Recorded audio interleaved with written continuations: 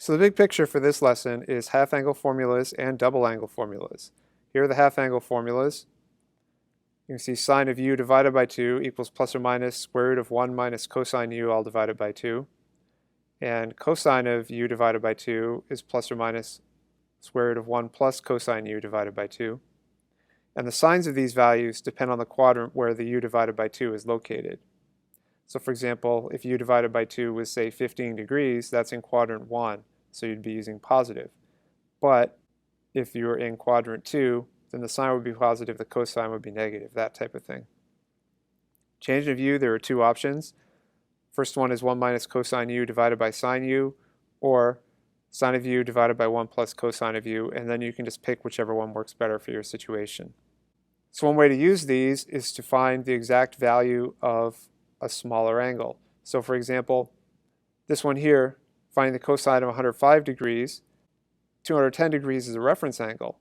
105 is half that, so you can use the half-angle formula using cosine of 210 degrees, and that will give you an exact value of negative square root of 2 minus square root of 3 all divided by 2. So you have a square root inside of a square root. That's pretty cool. And this is in quadrant 2 because 105 degrees is in quadrant 2. And so that's why you have a negative value here. Another application is in solving equations. So you can see here you have 2 sine squared of x divided by 2. And you can't solve that right away, so you can use the half-angle formula, and then you square it, simplify from there. So you have two factors here, so you end up with zero product property twice. For cosine x equals 0, you get pi over 2 and 3 pi over 2, and then for 2 cosine x plus 1, you get cosine of x equals negative 1/2, or x equals 2 pi over 3 and 4 pi over 3. So there are 4 solutions there. Power-reducing formulas. These are used for simplifying expressions with exponents in them. So sine squared u equals 1 minus cosine 2u divided by 2, and then you can see the cosine squared u is 1 plus cosine 2u divided by 2.